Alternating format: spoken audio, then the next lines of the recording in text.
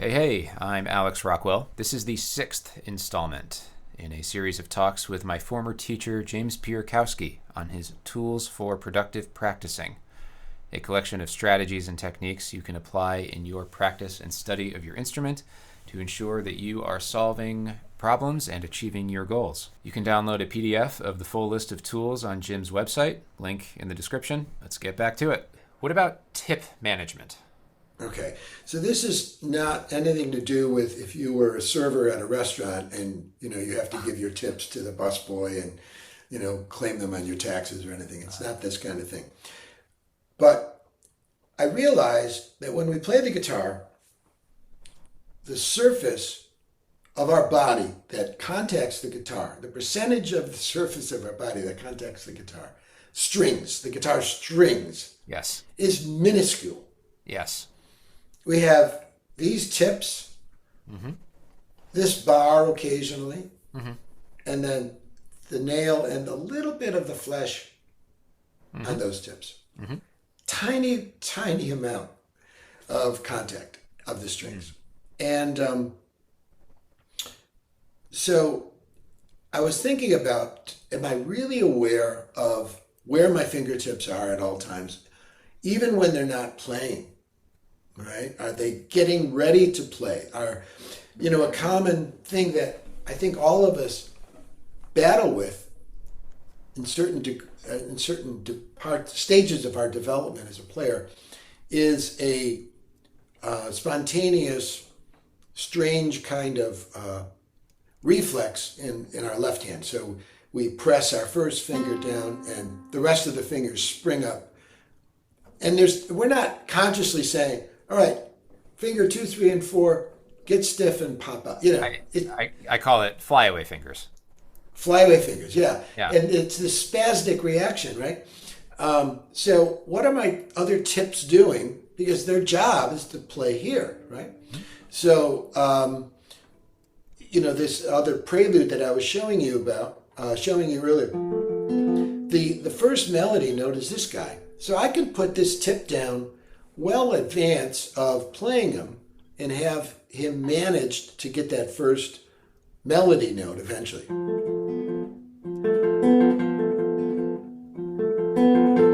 I'm not going to miss it. It's already waiting, right? So that kind of thing. And also, where are my tips on the fretboard? We really have this advantage of the frets to keep us in tune. Unlike a cellist or a violinist or a violist. Relatively speaking. Yeah. But if we land too, I call it shallow in the fret, we have to press like the dickens to get a pitch. Yeah. But if I land my tip really close to the fret, almost hugging it, I have a lot less, I don't even need the thumb, right? It's just the weight of the arm because the acute angle over the fret, right? There's another tool down the road called BEFRIEND the frets. Right. But it's our fingertips, and where do we put them? It's a leverage thing. Yeah. Exactly.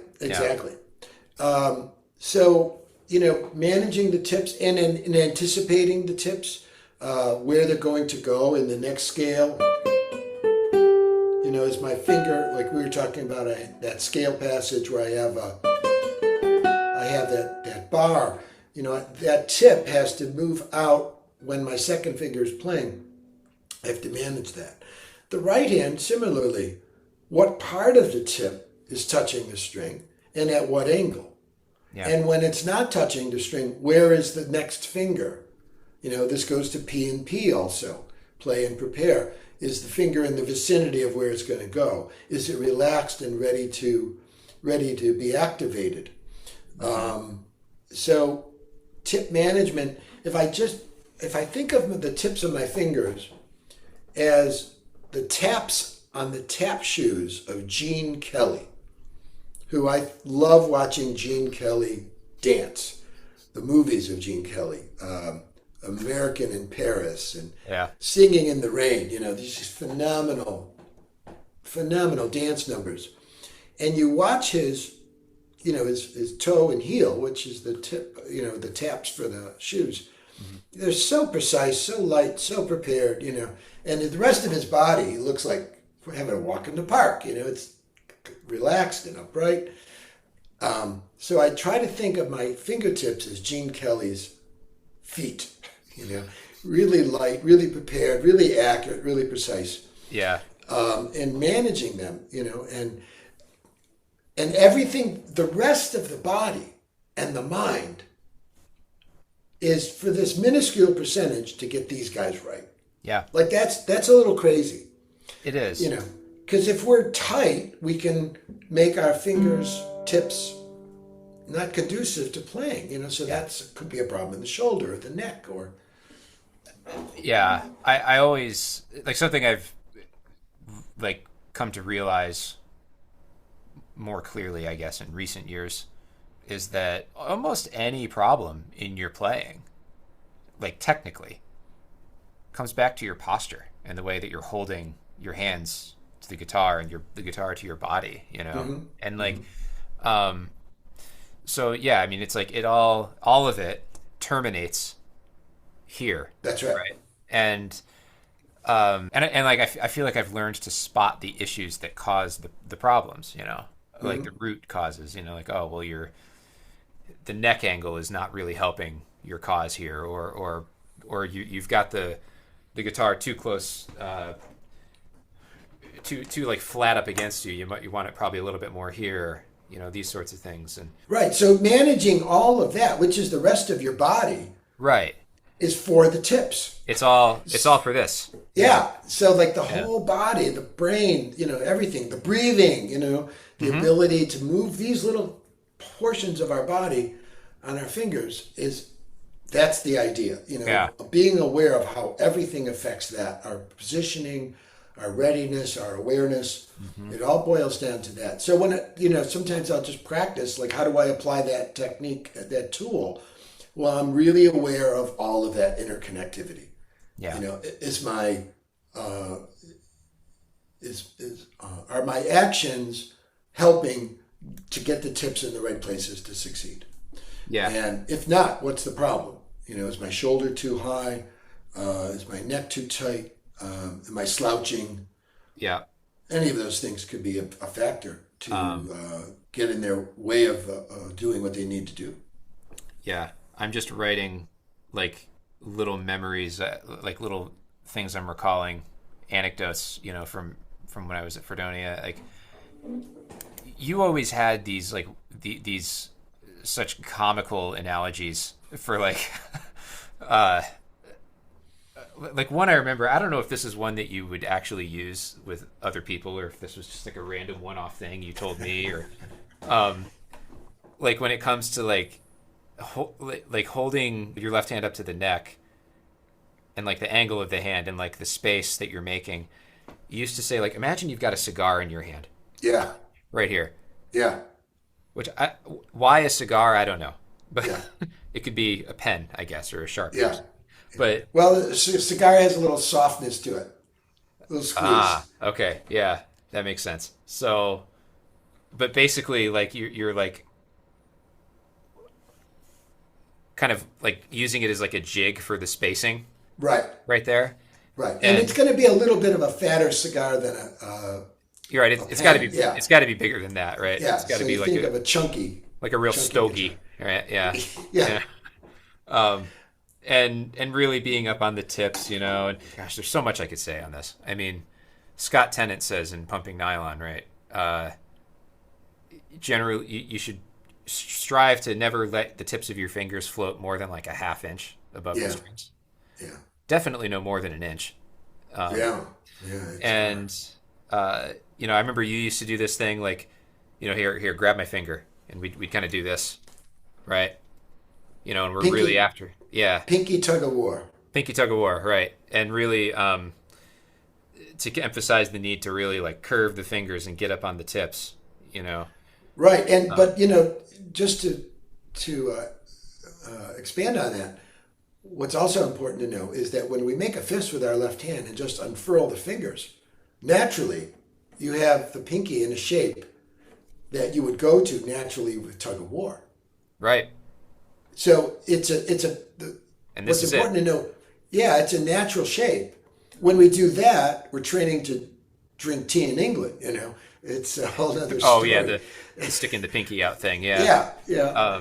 So when we use our extensor to do that, you could feel it. I could feel it right here. That's an active thing. Yeah. Right, and we're actually pulling away from our target. And the only time we use our extensor is when we're barring with the first finger, or sometimes you bar with the third finger, or whatever, or even the pinky. But mostly it's the first finger. But everything else is flexor. You're coming in, and then you're just releasing. You're not pushing it away. You're just deactivating, disengaging. Right. So the really good technique is someone has simplified their movements. Mm-hmm. That's what really good technique is. Mm-hmm. They've made it easier. They've done less movement, less effort. So now what we're talking about is efficiency, of course. Right. And so as we get better technique, actually we're playing simpler, more simply. Mm-hmm. And that's a beautiful thing. Mm-hmm. Because there's less stress. More physical stress we have, the more mental stress we have. We want the mental side of it to be available for the music making. Right. So we want to keep this effort as minimal as possible. And the more tension you're carrying in your limbs and your fingers and your hands, the more of an inhibitor that is to being able to play the music in like a clean, relaxed, controlled way. Right. Your brain is aware of that tension. Like something is now quite comfortable. Yeah. And so your attention is being divided in a sense, diverted. I remember a bit of advice that floated around the studio. I don't know where it originated, but relax your ears was one. Oh, that was mine, yeah. That was yours? Okay, yeah. I remember Kingsley saying that, but I didn't know if that was his thing or what. But I remember he was playing in recital seminar, and I walked up to him after he played, and I whispered that in his ear, and I said, try it again. Yeah. Because I could see this tension here. A lot of times we hold tension in our forehead, brow area. And if you relax your ears, it sort of drops. The ear, it's almost like relaxing your jaw too. Yeah. But just if you think of relaxing your ears, it's almost sort of like opening up your ears, your hearing, and this sort of just falls open. And it just, that sensation just sort of spills down the body too. Yeah. If you really do it well. Yeah. Yeah.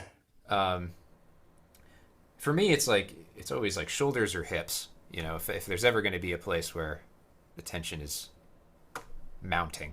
Yeah. And for that to happen though, right at the back of the neck, like if you put your hand between your skull and where your shoulder blades begin, that area gets, because that's such a thick area with information coming from the brain to the rest of the body. Yeah. Yeah. So if we keep that loose, it's easy to loosen up everything else. That's like the cinch in the hose area. If we let that open up, we get a nice flow. All right. Thanks for watching. Again, you can get a PDF of Jim's tools on his website. Link down in the description there. If you have any thoughts, questions, or experiences you'd like to share related to anything we talked about, please leave a comment. In the next segment, we'll be talking about what I feel is one of the most important and valuable tools in the toolkit, mentalization. Thanks again. We'll see you in the next one.